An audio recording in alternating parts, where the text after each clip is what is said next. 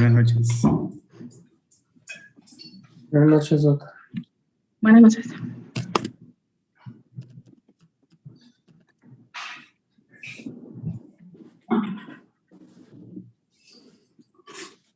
¿Ya quieren iniciar? Bueno, Sí, Doc. ya entonces.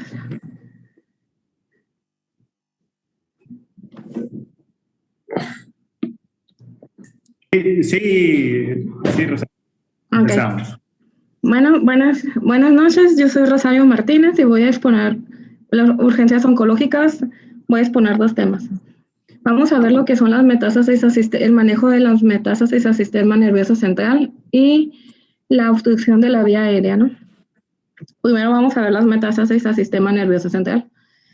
Como una pequeña introducción, tenemos que hasta el 30% de los pacientes con neoplasias malignas sólidas van a tener metástasis a nivel cerebral, ¿no? De esas, la más frecuente va a ser lo del cáncer de pulmonar, ¿no?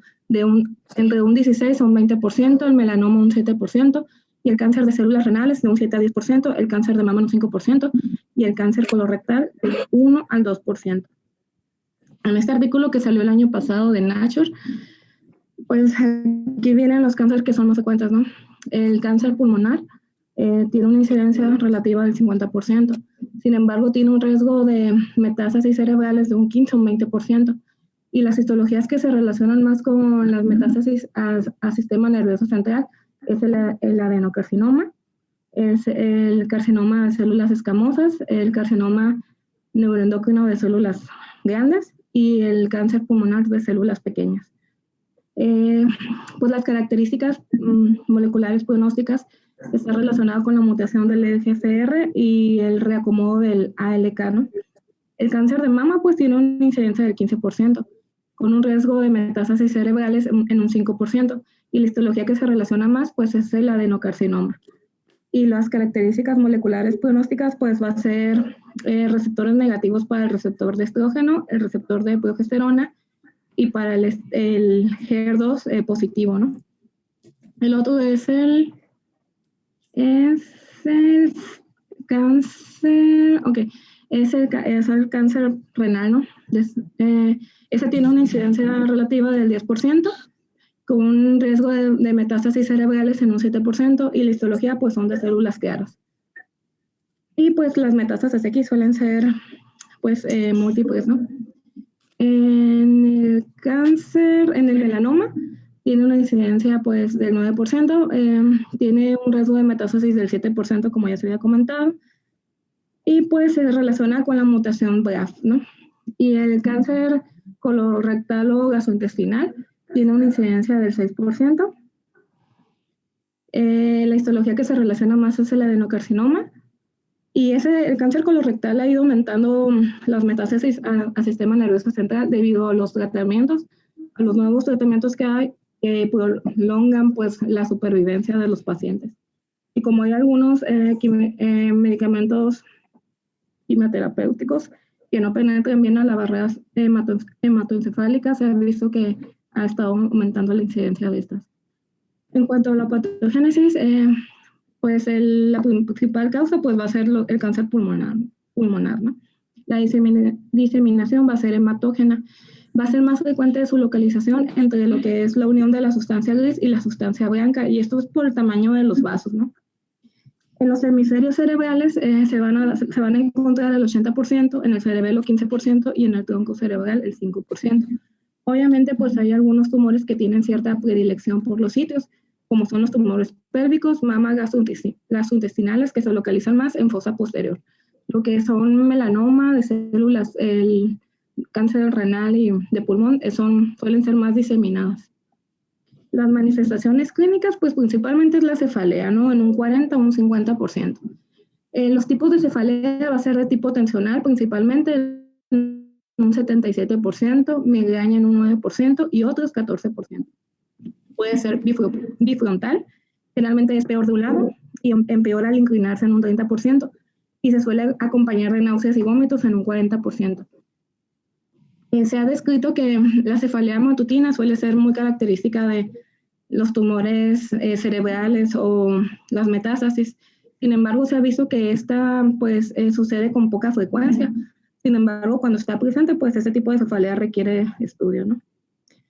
Otras manifestaciones son la disfunción neurológica focal, que se presenta en un 20 o un 40%, la disfunción cognitiva en un 35%, las convulsiones en un 10 o un 20%, y los eventos cerebrovasculares de un 5 o un 10%, siendo los hemorrágicos los más frecuentes, ¿no? Lo que es las metástasis de cáncer de pulmón, bueno, principalmente los de riñón y los de melanoma suelen ser más hemorrágicos que los otros. El diagnóstico, aquí el estudio de imagen ideal y el indicado es la resonancia magnética con contraste. Aquí se pueden detectar múltiples lesiones. Como comenté, la localización es más frecuente en la unión de la materia gris y blanca, suele tener márgenes circunscritos y suelen ir acompañadas de grandes cantidades de edema vasogénico en comparación con el tamaño de la lesión. Lo otro pues es la biopsia, ¿no?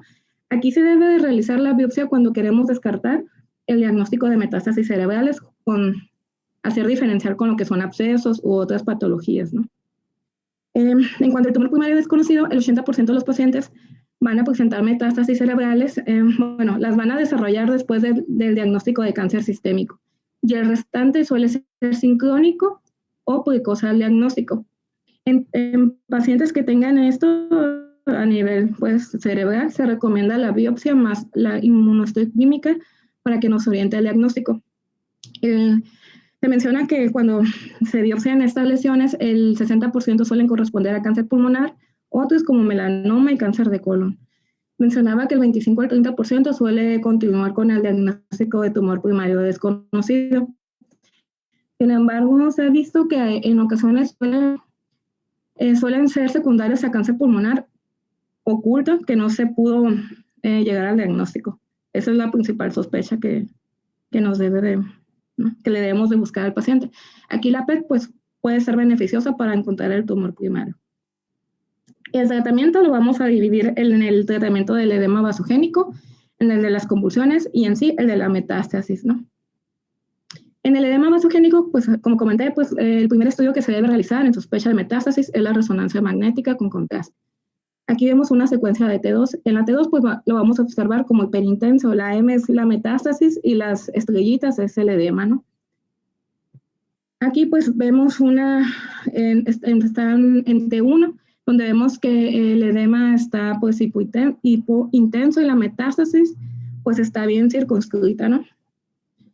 Aquí la imagen de la resonancia magnética contrastada y en la TAC suele ser reversible, ¿no? Suele durar de días a semanas. En ocasiones suele ser crónico y será necesario valorar la clínica, imágenes por resonancia o la TAC de cráneo anterior, ¿no? Si tenemos la sospecha si es crónico. El tratamiento, pues aquí el manejo va a ser en UCI de preferencia. Se deben iniciar los glucocorticoides en todo paciente con edema vasogénico sintomático.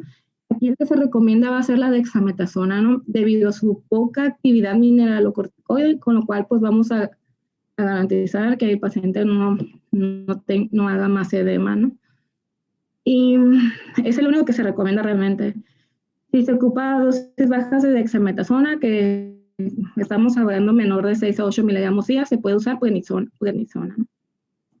El tratamiento lo vamos a dividir dependiendo de la clínica. Si son síntomas moderados a graves, se debe iniciar la dexametasona con una dosis de carga de 10 miligramos IV, seguida de una dosis de mantenimiento hasta de 16 miligramos día, repartido en 4 dosis al día, bioral o IV, o 1 o 2 veces al día, debido a la semivida de la dexametasona, ¿no? En los síntomas leves se va a dar igual a dexametasona, pero sin dosis de carga, con una dosis diaria de 4 o 8 miligramos, 1 a 2 veces al día. Si es una vez al día, de preferencia debe ser en la mañana, debido a los efectos adversos que tienen los corticosteroides en la noche, ¿no? Que son el insomnio. Y aparte, pues, también para tratar de inhibir el bloqueo del eje, ¿no? En los pacientes asintomáticos, generalmente no requieren tratamiento. Se debe valorar los demos extensos y durante el tratamiento antitumoral, ya que, por ejemplo, la radioterapia tiene el potencial riesgo de empeorar el edema y pues por lo tanto la sintomatología. Y el metástasis en fosa posterior, pues eso ya es el juicio clínico del médico, ¿no? La respuesta al tratamiento, pues realmente la evaluación es de la respuesta es más clínica que imagenológica por lo que les comenté, ¿no? Que la resolución de la imagen, bueno, del edema mediante la imagen, pues dura de días a semanas, ¿no? Generalmente suelen mejorar en horas con un máximo de beneficio entre las 24 a las 72 horas. ¿Cuándo vamos a decir que tenemos una respuesta inadecuada a la dosis inicial? Pueden ser dos causas. Una, que probablemente requieran dosis más alta. Dos, que sean síntomas residuales que sean causados por factores distintos al edema peritumoral. En el caso en que sea la opción 1, pues se va a duplicar la dosis por 2 a 3 días, con una dosis máxima habitual de 16 miligramos día. Si el paciente mejora clínicamente, se continúa con la dosis más alta. Si no hay respuesta clínica a las 72 horas, se devuelve a la dosis anterior, no se suspende. Si nosotros llegamos a una dosis de 16 miligramos día y antes tenía 8 miligramos y no tuvo beneficio, pues se regresa a la de 8 miligramos. Si una dosis de 16 miligramos es insuficiente, puede incrementarse más. Menciona que la dosis máxima de la dexametasona pues es hasta 40 miligramos día. Sin embargo, esto no ha demostrado ningún beneficio y al contrario, pues aumenta los efectos adversos. Y hay que recordar que la miopatía por esteroides sí se presenta de una manera frecuente en ese tipo de pacientes y aparte pues disminuye pues la calidad de vida, ¿no? En cuanto a la reducción de la dexametasona, una vez que el paciente tenga una adecuada respuesta clínica y se encuentre estable, se realizará la reducción gradual. En pacientes postquirúrgicos con resección completa del tumor puede ser más rápida que los pacientes con tumores residuales o progresivos. En pacientes con un estado clínico adecuado que se haya estabilizado con un tratamiento reciente, se puede disminuir hasta el 50% de la dosis cada 4 días. Y durante cada 4 días que nosotros redujamos la dosis, se debe estar valorando clínicamente el paciente para ver si no presenta un síntoma que nos haya sospechar que esté volviendo a incrementarse el edema o que se esté volviendo a reaparecer, ¿no? Y cuando el paciente presenta esas sintomatologías, también tenemos que hacer el diagnóstico diferencial, pues con un síndrome de abstinencia de esteroides. Ahorita lo vamos a ver. En pacientes con tumores activos y en los que no se tolera el retiro de los corticosteroides, pues la reducción debe ser progresiva y más lenta que lo que se recomienda. Pues aquí son las sintomatologías del síndrome de abstinencia de los esteroides, que son cefalea leve, letargo, mialgias y artralgias. Estos suelen responder con una dosis o un leve aumento de ella, por lo cual, pues, como les comenté, se tiene que hacer diagnóstico diferencial con, pues, el edema cerebrano. En cuanto al edema refractario o el edema crónico sintomático, pues el tratamiento suele ser complicado, porque mencionaba que generalmente estos pacientes, a pesar de que ya tienen una dosis máxima de dexametasona, pues no responden. Y al contrario, pues están presentando los efectos adversos de esto. Aquí el manejo se puede valorar la citorreducción quirúrgica en casos seleccionados. Aquí la citorreducción quirúrgica no va a ser tanto para el tratamiento, pues va a ser para mejorar el edema, la sintomatología, ¿no? Otra está el bevacizumab, pues que es un inhibidor del factor del crecimiento del endotelio vascular, del factor de crecimiento del endotelio vascular. Ese se ha visto que en algunas histologías de las metástasis se ha visto que disminuye el edema y que puede llegar que disminuye más aproximadamente como en un 20 o un 30% la dosis de los glucocorticoides, por lo cual pues también pudiera ser una opción. Y en algunos casos pues la derivación ventricular. Otras son las ondas de meseta sintomáticas, ¿no? Estas son ondas de pulsión sostenida que normalmente se producen en el cerebro y son causadas por actividades que aumentan transitoriamente la pulsión intracranial, como es el estar de pie, el toser, el ir al baño, ¿no? Aquí, pues, estas actividades suelen interrumpir la perfusión cerebral, sanguínea cerebral, lo cual, pues, va a provocar, pues, síncope o síncope, ¿no? Aquí el tratamiento son los glucocorticoides. Antes de pasar a las crisis convulsivas, es importante mencionarles que la profilaxis antimicrobiana, ¿no? Mencionaba que los pacientes que estaban con una dosis mayor de dexametasona de mayor de 3 miligramos al día, se recomienda darle profilaxis para neumocistis con trimethoprim, ¿no? Ya que se ha visto que los pacientes que tienen metástasis cerebrales, pues, y que están tomando corticosteroides por el edema, tienen mayor riesgo de presentar esta infección. También en cuanto a la profilaxis de inhibidores de protones, mencionaba que cuando los pacientes estuvieran con dosis altas de dexametasona mayor de 8 miligramos al día, pues se recomendaba iniciar pues el omeprazol, ¿no?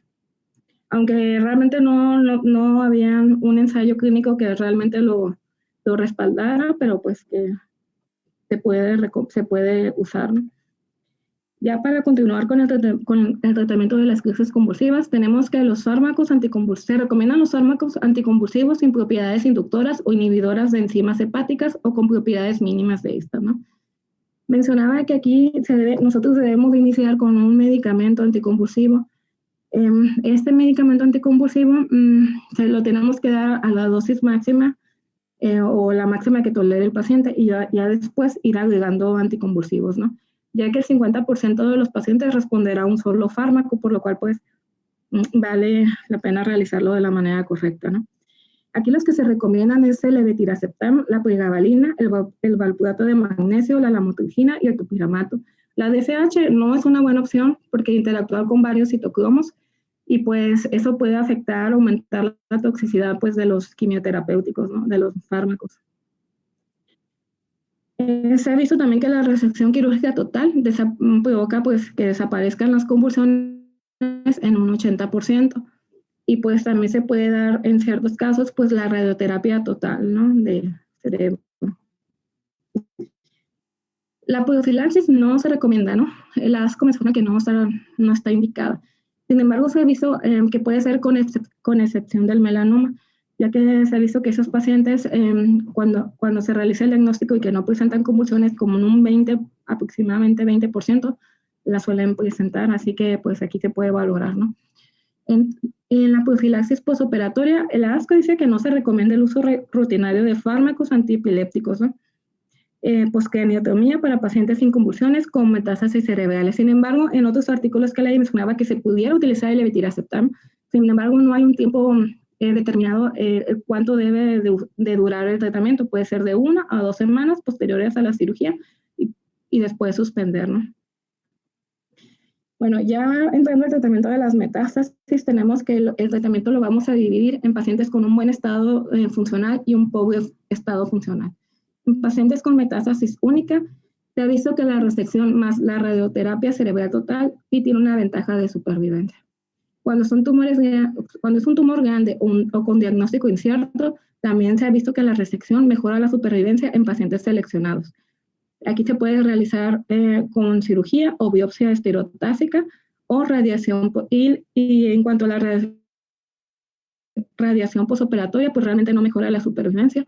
Y cuando suele ser radioterapia cerebral total, pues aumentan los trastornos cognitivos, ¿no?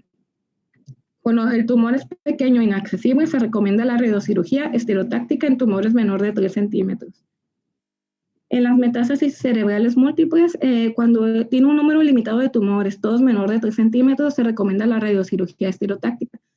Este tipo de radiocirugía estereotáctica de tratamiento pues se ha estado estudiando más, ya que tiene menos efectos adversos que la radioterapia total cerebral, ya que este tipo evita el hipocampo y pues disminuye el riesgo de trastornos cognitivos, ¿no? La carga tumoral alta o múltiples tumores grandes, pues aquí sí se recomienda la radioterapia total del cerebro, ¿no? En los pacientes con deficiente estado de rendimiento, pobre estado funcional, mencionaba que no estaba justificado el tratamiento agresivo de las metástasis cerebrales, porque más bien aquí el pronóstico está dado por otras, pues realmente por en sí de la enfermedad, pues no tanto de las metástasis. Aquí sí puede utilizar la radioterapia total cerebral o radiocirugía estereotáctica, ¿no? Es importante conocer los efectos adversos de la radioterapia porque los vamos a ver, como es la cefalea, la alopecia, náuseas y vómitos. Mencionaba que el apetito también pudiera disminuir, pero suele ser menos frecuente.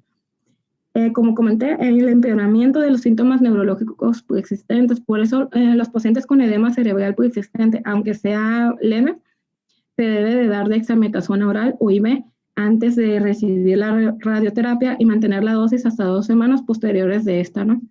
Puede provocar pérdida de la audición, parotiditis, aunque esa suele ser poco común.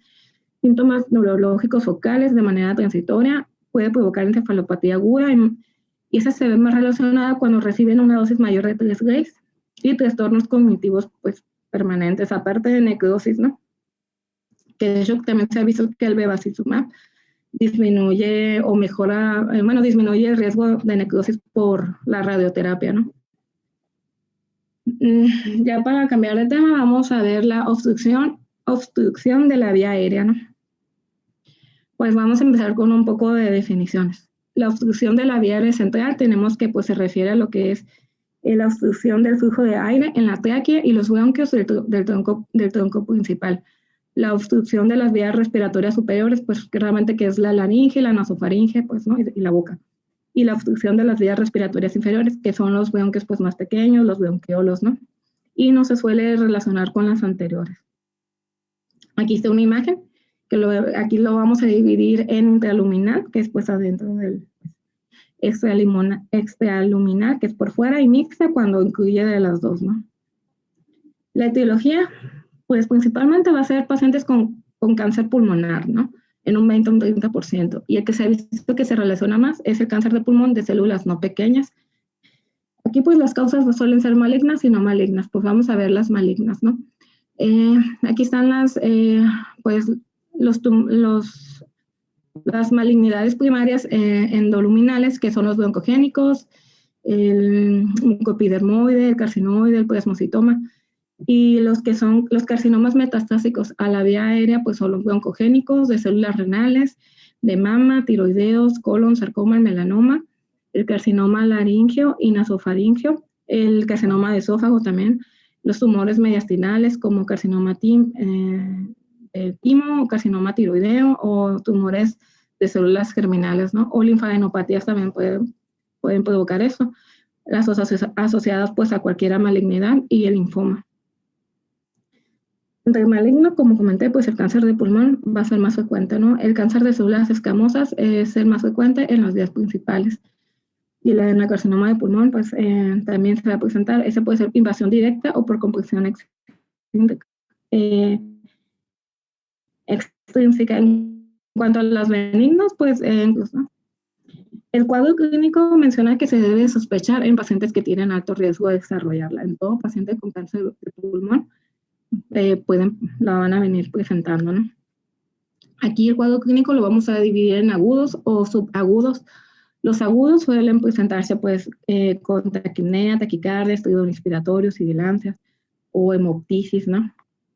Los subagudos también se pueden presentar con disnea leve, tos, hemoptisis, no grave y sibilancias. A veces se les diagnostica erróneamente a los subagudos como una exacerbación del asma o EPOC, ¿no? Y más porque pues tienen los factores de riesgo, ¿no? Como son el tabaquismo intenso, etcétera, ¿no? O que tienen bronquitis o neumonía. Aquí el diagnóstico, pues la radiografía de tórax no es diagnóstica, ¿no? Aquí podemos ver solamente una desviación traqueal o desplazamiento mediastínico o atelectasias, pero realmente no nos ayuda mucho. La TAC de tórax es el ideal. En cuanto a imagen, aquí podemos observar defectos intraluminales de la tráquea y los bronquios y la evaluación de las anomalías en el mediastino y en el ilio. Mencionaban este artículo que se recomienda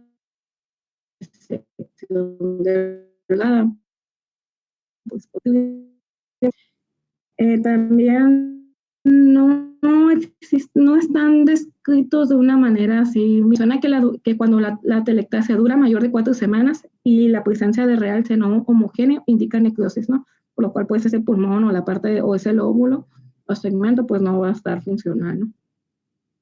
En cuanto a la resonancia magnética, pues rara vez se va a solicitar, ¿no? Realmente solamente se puede solicitar en patología vascular o de tejidos blandos como son los sarcomas.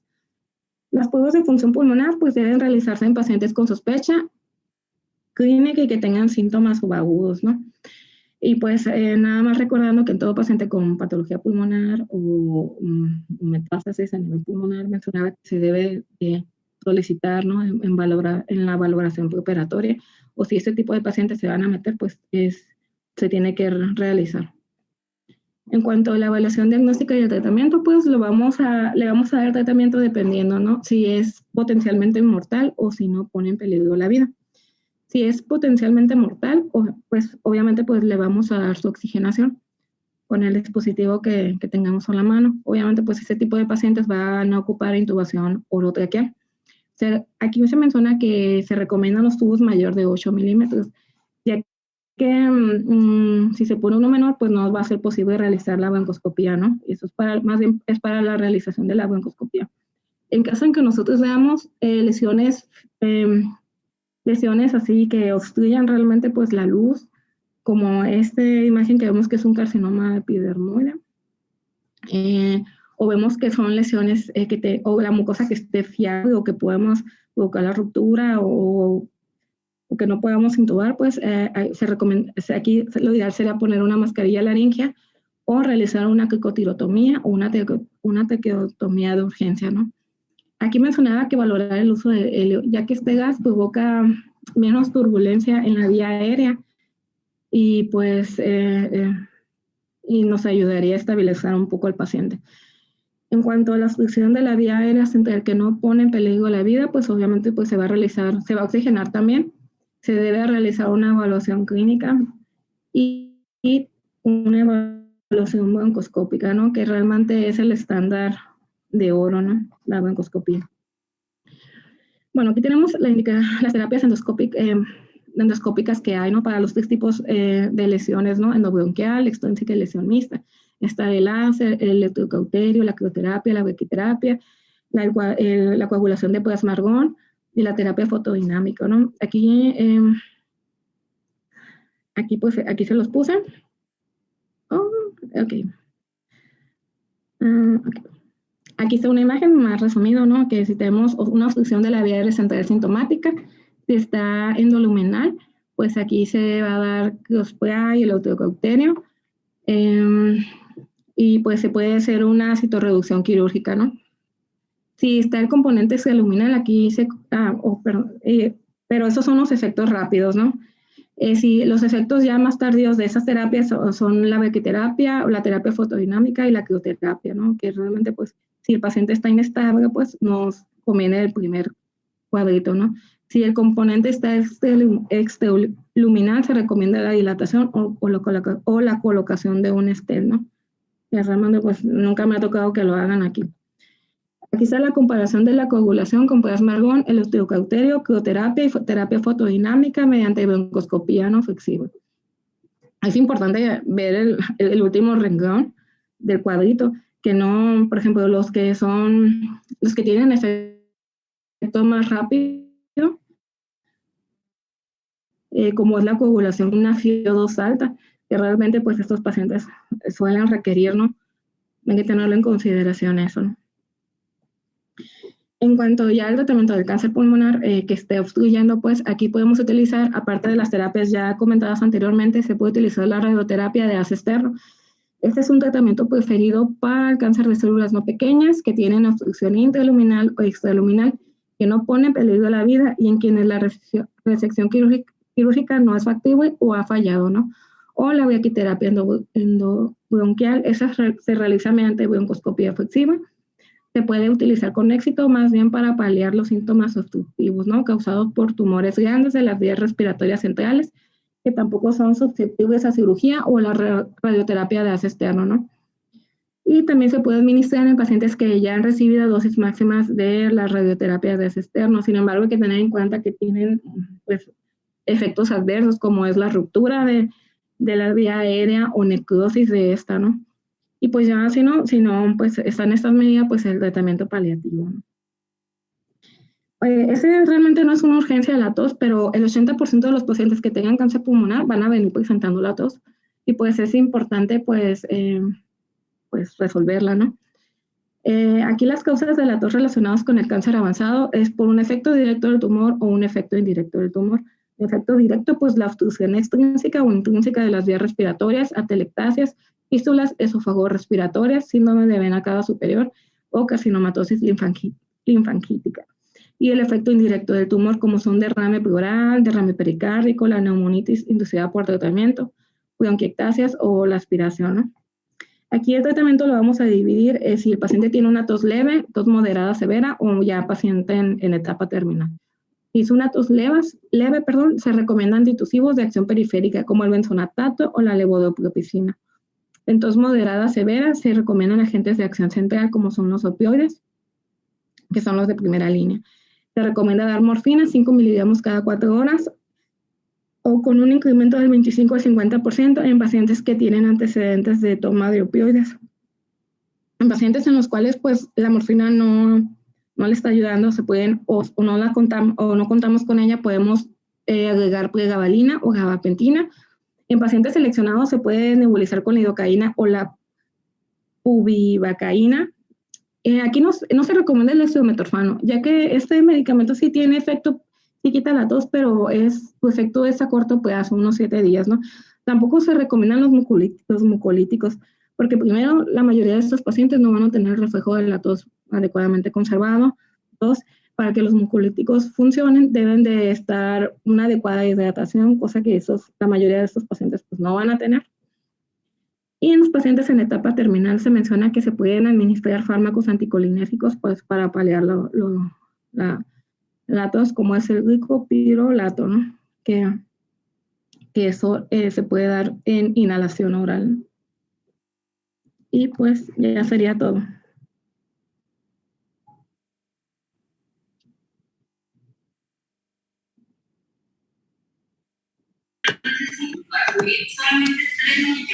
Muy bien, no sé si tengan alguna duda o pregunta, sobre todo para Rosario, para que conteste. Sí leí. No, yo no tendría nada que agregar, la verdad.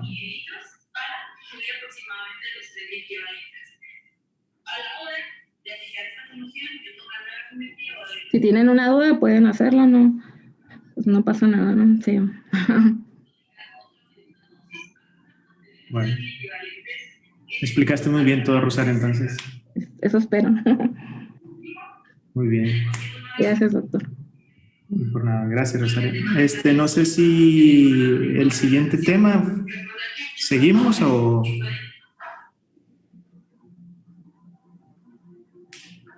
no está preparado el ponente?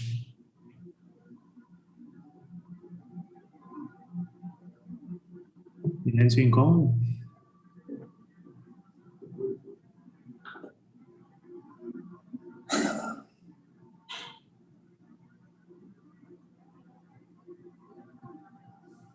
¿A quién le toca? Tengo que checar. Sigue el doctor Arroyo, está en el Ok. servicio, no sé si se habrá conectado, si tenga internet. Creo que no está conectado en este momento. ¿Está conectado? Parece que no. No hay señal en el rango. A ver.